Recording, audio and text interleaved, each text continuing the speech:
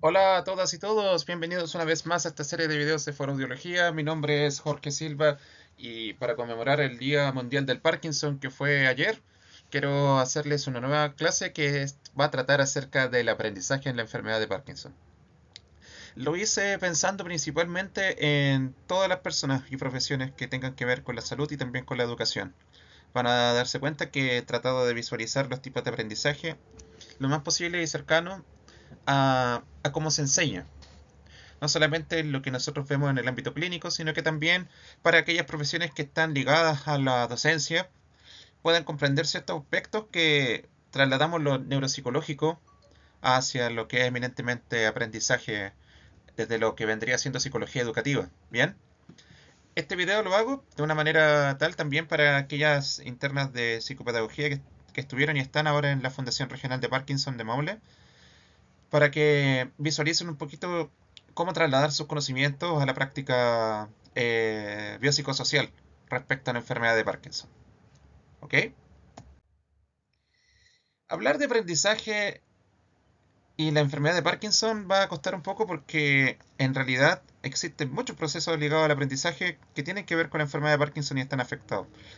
Primero que todo, la motivación. La falta de dopamina va a tener un efecto importante en la motivación de las personas con Parkinson, por lo que la motivación extrínseca, que es la que yo obtengo a partir de estímulos externos, son las principales al momento de realizar terapias, por ejemplo. Como puede también ser la autoeficacia, que es la capacidad de poder creer que nuestras habilidades son suficientes para realizar nuestras tareas con éxito. También va a estar afectada la enfermedad de Parkinson producto del impacto de la enfermedad, la, los procesos cognitivos básicos, los procesos cognitivos complejos también, la conducta, va a haber interferencias con el tema de los condicionamientos, se van a ver más afectados por la falta de dopamina. Va a haber también eh, ¿cómo se dice? Una falta de atención, producto de la falta de dopamina también y por el daño neuronal asociado al Parkinson. En fin, son muchas cosas y las vamos a ir desglosando a medida que veamos el video. Bien, algunos tipos o aspectos del aprendizaje, nosotros vamos a mencionar algunos de ellos. Uno tiene que ver con el aprendizaje observacional o vicario, que va a tratar principalmente de la capacidad que tenemos de imitar y sobre todo de modelar. Y junto con él la autoeficacia, que ya lo explicamos antes, ambos conceptos mencionados por Albert Bandura. Vamos a tener también el aprendizaje asociativo y relacional, que es principalmente lo que nosotros entendemos desde el punto de vista conductual, que va a ser principalmente por refuerzo positivo, por equivalencia de estímulos y ahora últimamente por marcos relacionales, que es una teoría que está ganando fuerza en los enfoques cognitivo-conductuales, pero también en los entrenamientos que tienen que ver con el análisis de la conducta aplicada. Bien. Después tenemos los aprendizajes procedimentales implícitos, el famoso priming que nosotros utilizamos también en la rehabilitación de la fascia, el insight, que es este aprendizaje que llega de momento y sin ningún tipo de intervención alguna, mientras se está procesando a lo largo del tiempo, eh, puede tener un momento eureka sobre alguna cosa en general. El condicionamiento clásico, que también cae acá y que es mucho más importante de lo que la gente cree, donde estímulo y respuesta pueden llevar a un aprendizaje dependiendo de su condición, o sea, respondiente, etcétera. Y creo que también va a aquellas cosas que tienen que ver con lo adoptivo. Cuando nosotros no inferimos, o sea, perdón, no hacemos ni inducción ni deducción, sino que hacemos otro tipo de pensamiento que Edward de Bono llamaba pensamiento lateral. Bien, tenemos el aprendizaje motor, que lo vamos a desglosar bastante bien y desde un punto de vista más clínico. Tenemos el aprendizaje por descubrimiento, que es el tipo de aprendizaje que habla Jerome Brunner. Y tenemos el aprendizaje por conocimiento previo o aprendizaje significativo, del cual tenemos un video entero explicándolo, que está en el canal también, junto con el nombre de la persona que lo elaboró, que es David Oswell. Para poder hablar un poquito acerca del aprendizaje en la enfermedad de Parkinson, tenemos que ir directamente a lo que más está afectado, que son unas estructuras muy adentro del cerebro llamados ganglios basales. Es un área del cerebro que está llena de circuitos y de funciones que tienen que ver fundamentalmente con la parte motora, cognitiva y afectiva. Cuando hay un problema en los ganglios basales, que son estos sectores profundos del cerebro, van a repercutir en nuestra conducta, van a repercutir en nuestra emoción, cognición y acción al momento de ejercer un patrón motor o una conducta motora. Y como dije antes, son el principal lugar afectado del cerebro en la enfermedad de Parkinson, sobre todo la sustancia negra que se va deteriorando cada vez más a medida que la enfermedad progresa. Bueno, el cerebro tiene muchas vías de procesamiento de la información. Tenemos, por ejemplo, la parte motora, que va hacia ciertos sectores del cerebro, empezando por la corteza, pasando por el núcleo estriado, que es el putamen, o globo pálido o sustancia negra, hasta llegar al tálamo, que es un centro de relevo muy importante donde llega toda la información que se va a sentir, excepto el olfato, y, eh, y tener una respuesta de nivel motor después de eso. Como va a estar afectado este circuito, vamos a ver los signos clásicos del Parkinson, que van a ser el temblor, la rigidez, la bradicinesia y la acinesia, principalmente. También va a afectar el circuito que está en el lóbulo prefrontal. En el lobo prefrontal nosotros tenemos una vía que va hacia otro ganglio basal, que en el caso de acá es el núcleo caudado, no el putamen, hacia zonas de asociación, dependiendo de cada una de ellas, de la sustancia negra, hasta llegar al tálamo de nuevo. Cuando se ve afectado este circuito por la enfermedad de Parkinson, nosotros vamos a tener personas con problemas con la memoria de trabajo, ¿bien? Van a tener dificultad con la manipulación de la información. También van a tener problemas con la secuenciación y con los cambios de tarea, lo que significa que vamos a tener problemas en aquellas atenciones que son de carácter cognitivo más potente, como puede ser, por ejemplo, la atención alternante. Y en el caso del sistema límbico, o ruta mesolímbica, como va a afectar el Parkinson por la falta de dopamina, nosotros vamos a tener problemas a nivel de la regulación de la impulsividad, de la compulsión. De hecho, incluso se postula que en el caso del TOC, el trastorno obsesivo compulsivo, existen diferencias importantes en los ganglios basales que la pueden explicar, y de hecho los estimuladores cerebrales profundos que se usan para el Parkinson también se pueden usar para los casos de TOC más graves.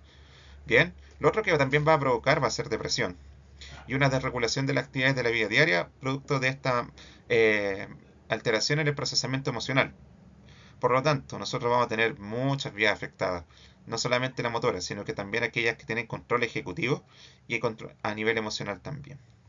Por lo tanto, las funciones ejecutivas de las que tanto hablan no repercuten solamente en la cognición y la conducta, también van a repercutir en la parte emocional y quizás en algunos aspectos de la integración sensorial. Otro aspecto que tienen los ganglios basales es que se conectan con otras zonas cerebrales. Una de ellas es el cerebelo, del cual hablo bastante en algunos videos sobre ataxia cerebelosa, y en donde distintas vías pasan en común entre los ganglios basales y el cerebelo. Como va a estar afectada esta vía, lo que va a provocar es temblor y distonía, principalmente. En el caso del temblor, el próximo año, tal vez si es que pasa la tercera fase de prueba, va a existir un medicamento que va a disminuir notoriamente el temblor, y no es dopaminérgico, que se llama ulixacaltamida, que de hecho va a ser el primer tratamiento efectivo contra el temblor esencial, pero que también va a influir en la enfermedad de Parkinson. Como el cerebelo se encarga de la coordinación, todo lo que tiene que ver con el aprendizaje de movimientos cada vez más finos y precisos se va a ver afectado, aunque no tanto como una persona con ataxia. Los procesos cognitivos superiores también tienen que ver con los ganglios basales. A pesar de estar muy adentro del cerebro y ser filogenéticamente más antiguos que la corteza u otros lugares del cerebro, tienen mucho que ver por las conexiones que tienen con los pares ganglios basales en conjunto, en este caso el núcleo estriado. El procesamiento de la información compleja depende de la inhibición de ciertos sectores o de ciertas conductas donde va a estar implicado los ganglios basales. También de la iniciación del movimiento. Por lo tanto, las personas con Parkinson van a tener problemas para poder iniciar los movimientos. Si en algunos momentos van a haber personas que van a tener dificultades para despegar sus pies del suelo, algo que se conoce como freezing. Bien. En cambio, los que van a tener problemas en la inhibición van a tener problemas para parar el movimiento, lo que se conoce como festinación. Además de todas estas cosas, van a haber problemas para seleccionar información, enfocarse en la información y escalar la información, sobre todo cuando tienen que ver con tareas de amplitud de movimiento, cosa que se va a traducir al momento de caminar o de hacer otra actividad motora. También va a afectarse el aprendizaje y la formación de hábitos. Hay algunos ganglios basales que están implicados en la adquisición de nuevas conductas es la ejecución automática de aprendizajes que son previos, como por ejemplo andar en bici, y la pérdida de neuronas aquí va a ser depender a la persona con Parkinson del control voluntario y de las pistas externas. Cada vez más, para poder actuar mejor motoramente, dependemos de pistas, sobre todo pistas que tienen que ver con una combinación motora cognitiva o cognitiva-cognitiva, lo que nosotros llamamos en la clínica tareas duales.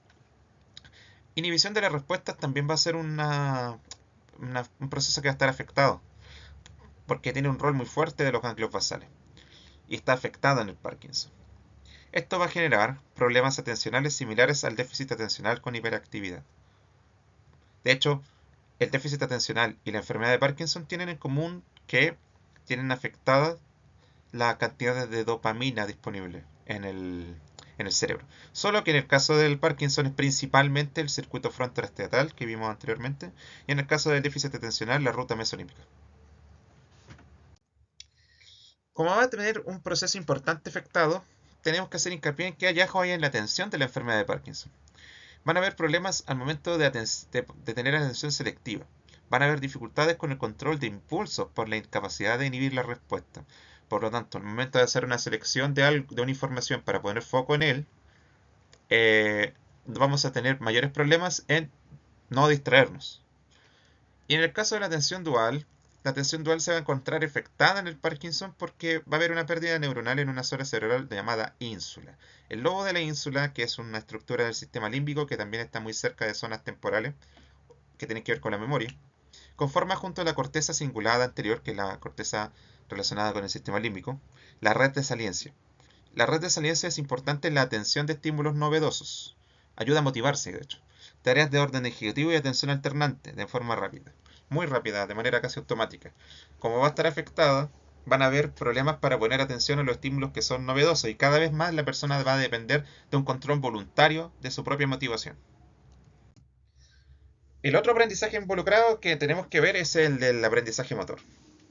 Mucho se habla del aprendizaje motor, de hecho muchos fonoaudiólogos ni siquiera saben de qué trata el aprendizaje motor y se dejan llevar por los estudios psicológicos educativos de años atrás, por ejemplo con Jean Piaget, o en el caso de las personas que ven la psicomotricidad con Henry Ballon, con Ahura Guerra, con, ¿cómo se llama?, Da Fonseca en los tiempos actuales. Pero el aprendizaje motor que nosotros vemos a nivel clínico y el que se cita más a nivel de investigación científica es ese, el aprendizaje que está basado en tareas o metas que requiere activación simultánea de muchas zonas neuronales y es muy necesario también para la rehabilitación porque sus principios son los que tenemos que seguir para que una terapia tenga eficacia. Requiere práctica y repetición.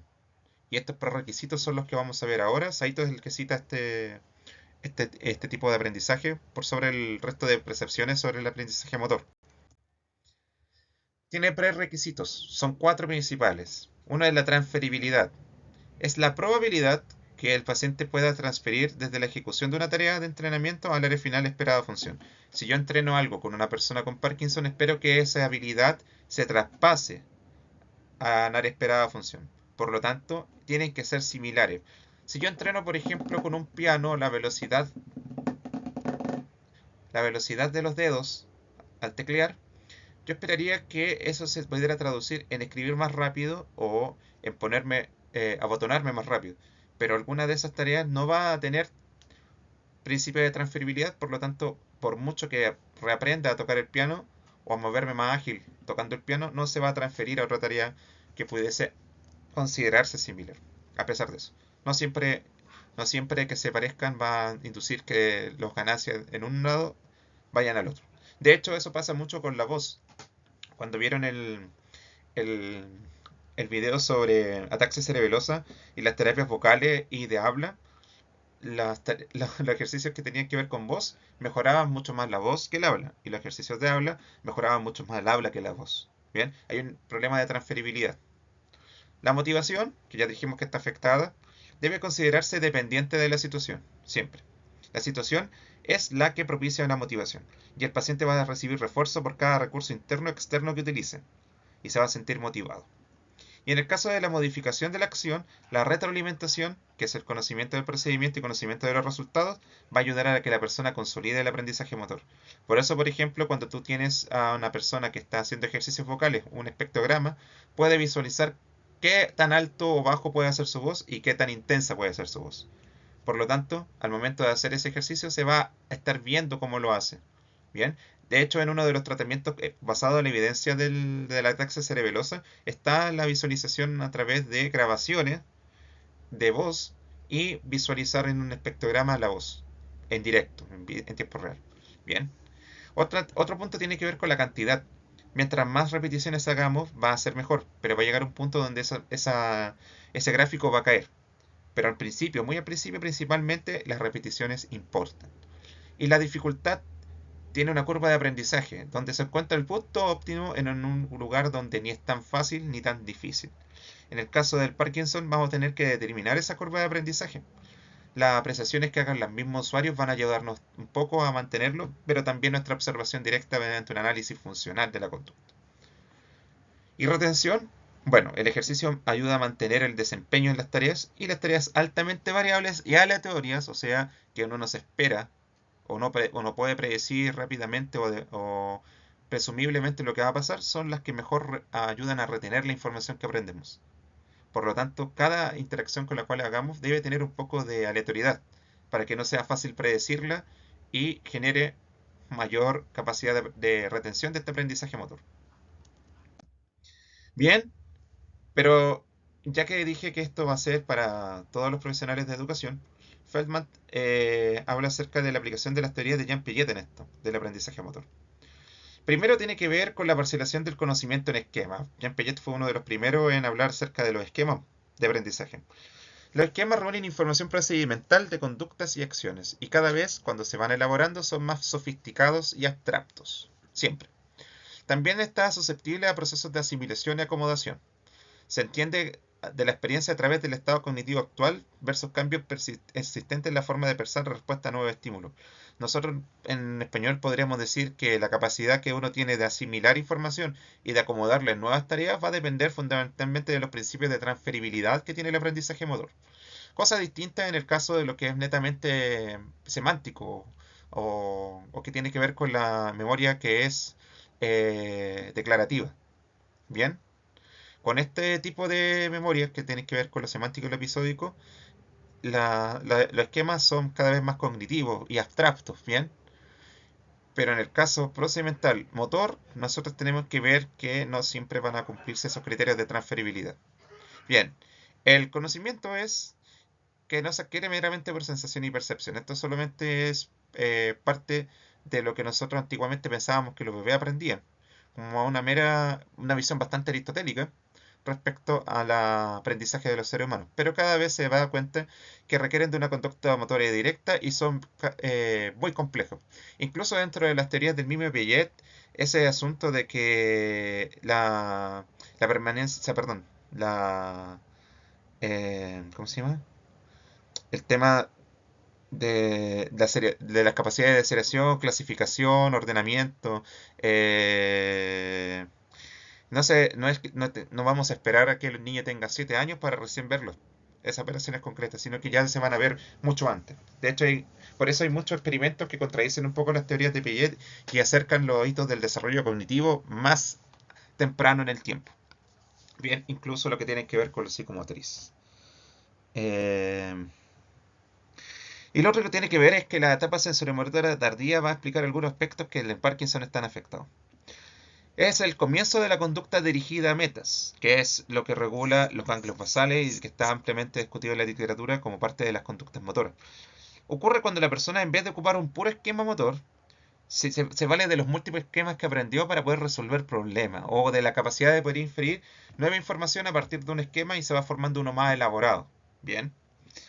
Es muy parecido a lo que se hablaba en otros aspectos con Vygotsky, por ejemplo, cuando nosotros teníamos una zona de desarrollo próximo a una zona de desarrollo potencial, perdón, en lo cual necesitamos la ayuda directa de un guía para poder pasar de una a otra.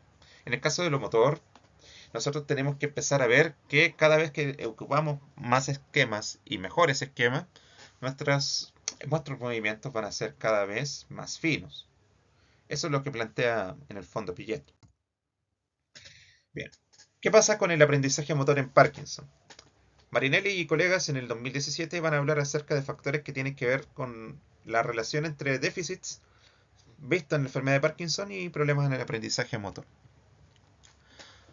Una de las cosas es que la falta de dopamina va a hacer que las personas con Parkinson tiendan a invertir más esfuerzo en aprender que los que no tienen Parkinson. En el aprendizaje implícito es el que se va a afectar menos. El aprendizaje implícito que vimos ahí, condicionamiento clásico, priming, insight, es el que menos se afecta por la enfermedad de Parkinson. Sobre todo en tareas de ordenamiento visoespacial, cuando se utilizan estrategias cognitivas explícitas, los pacientes con Parkinson bajan el rendimiento de manera notoria. Pero cuando utilizan implícitas, su rendimiento es muy similar al promedio. Por lo tanto, si yo quiero mejorar el aprendizaje de personas con Parkinson, tengo que ir hacia lo que es procedimental implícito. La motivación, de hecho, va a afectar un aspecto motor del Parkinson, que es la bradicinesia, o el lentecimiento al comenzar los movimientos. Si está afectada sustancialmente por la motivación, mientras más motivados, más rápido se va a mover una persona con Parkinson. Kitahara, Chimo, Mori y Nagaoka hablaron de déficits en la etapa de retención del conocimiento, incluso en las etapas tempranas del Parkinson, porque va a estar afectada la creación de esquemas. La transferencia también se encuentra disminuida en pacientes con enfermedad de Parkinson. Hay menos potenciación a largo plazo en el Parkinson, debido también a problemas en el sueño, sobre todo sueño REM. Existen muchos problemas entonces de sueño que van a interrumpir la consolidación de la memoria.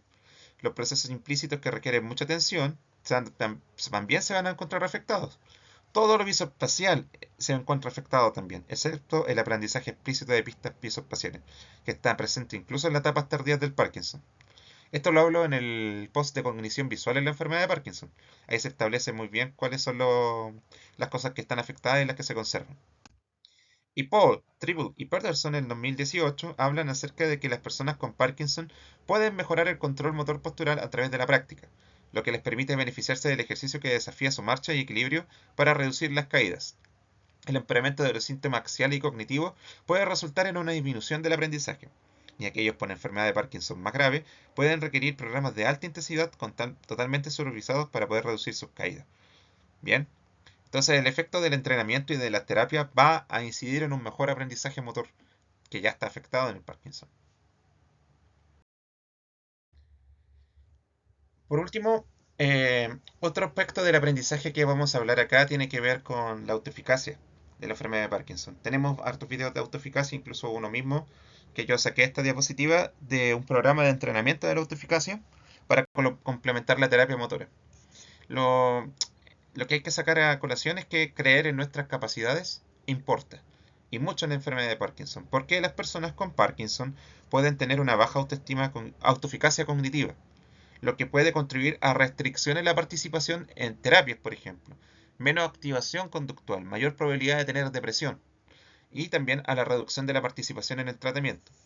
Por lo tanto, esto fue hecho para TOS. Los terapeutas ocupacionales deben considerar la autoeficacia con personas con Parkinson. Bien, clientes en el término estadounidense de clientes, que no es meramente un consumidor, sino que una persona con ciertos derechos, plena en cierto modo, muy a local Rogers. Pero el caso es que la autoeficacia es un potente potenciador de lo que va quedando de aprendizaje. Si una persona tiene mucha autoeficacia, va a tender a tener mayor éxito que una persona que, aunque sea muy inteligente o muy capaz, tiene poca autoeficacia. Es una de las cosas que más está estudiada en la literatura científica que afecta el aprendizaje.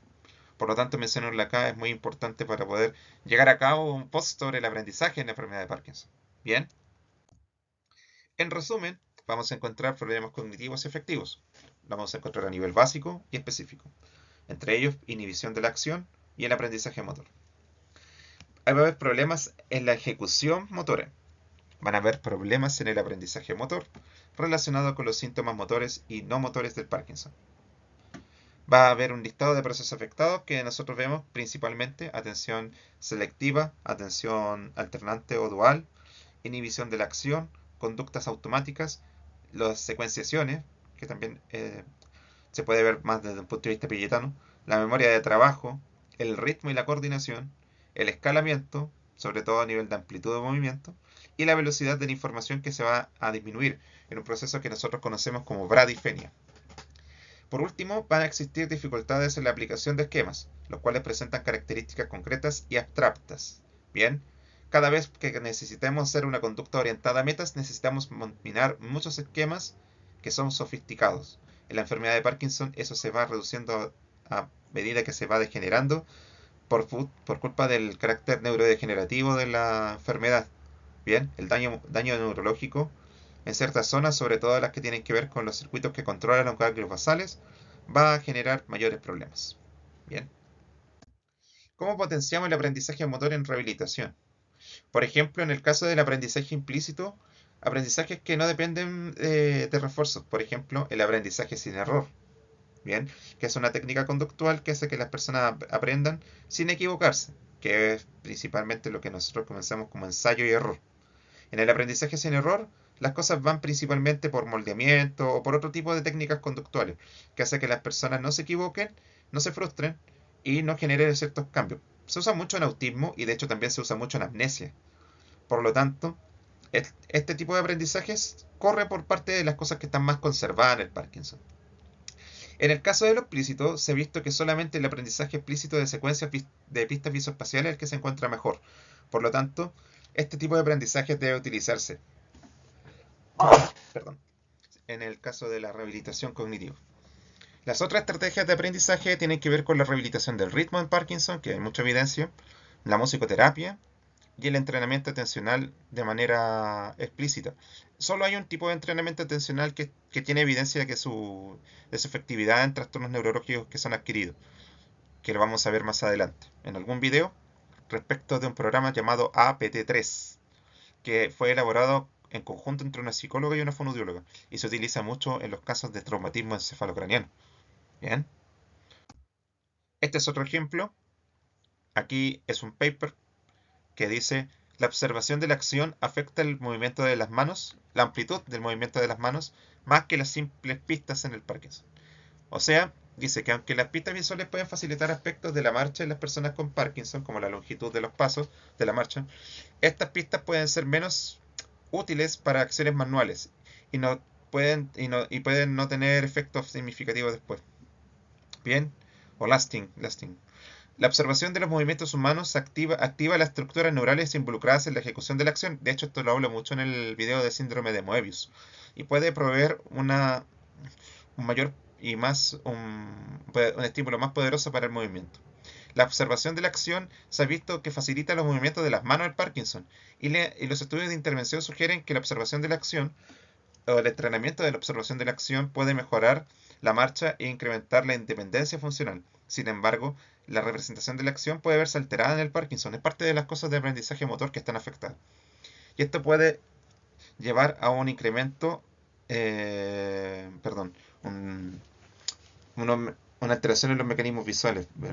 Vamos a buscar que era Reliance.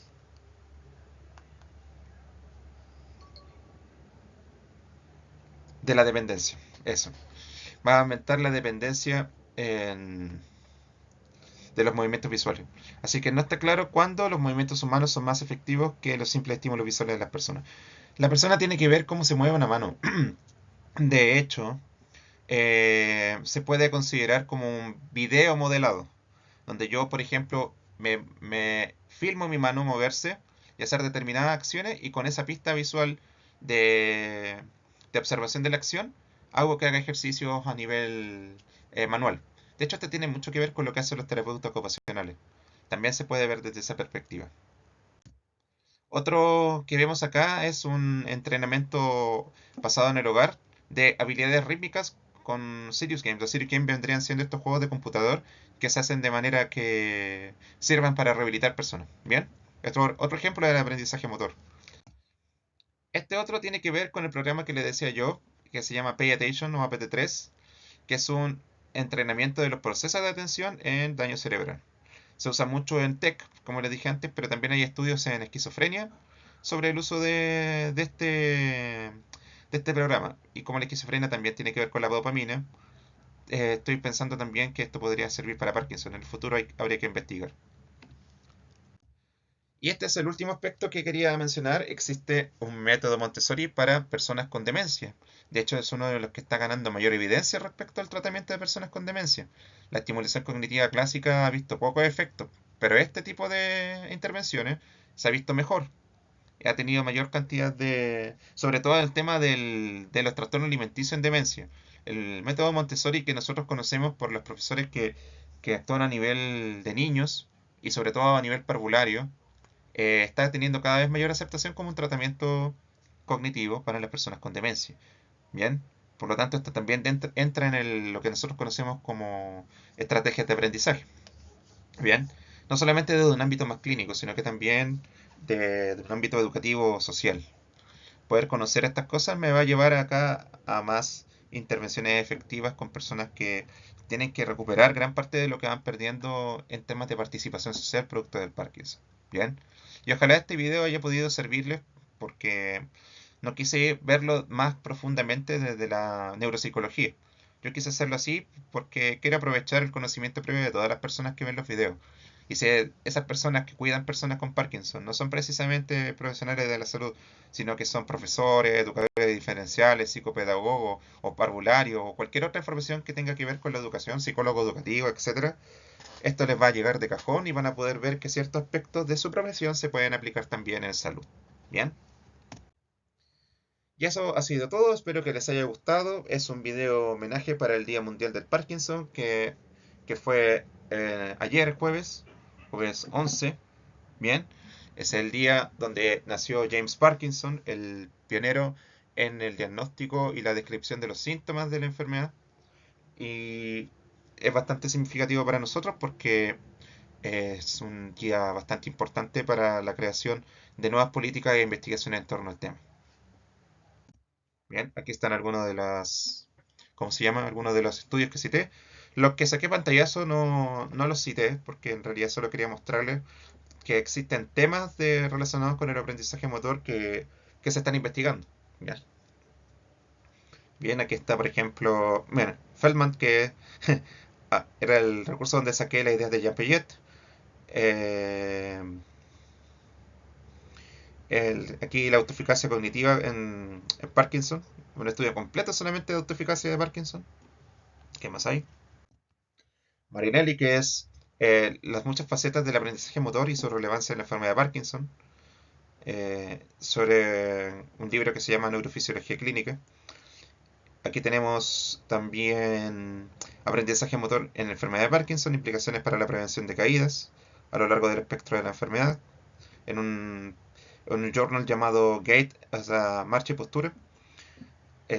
Aquí citamos también el libro de Piaget de Génesis de las estructuras lógicas elementales, que habla cómo se van formando los esquemas a lo largo del desarrollo de los niños. Y por último, el de Saito eh, y colegas, que habla acerca de la evaluación y tratamiento de la disfagia. ¿Por qué puse Saito? Porque en este libro utilizan los principios de aprendizaje motor para la rehabilitación de las personas con disfagia. Y dentro de las personas con disfagia están también las personas con Parkinson, que genera mucho disfagia en casi 8 de cada 10 pacientes. ¿Ya? Creo que estos son los últimos. Me despido y les deseo mucho éxito viendo los videos y también estudiando. Tomen apuntes, rayen sus cuadernos. Volver a empezar a hacer más videos ahora que los tengo más producidos. Que estén muy bien. Muchas gracias. Chao, chao.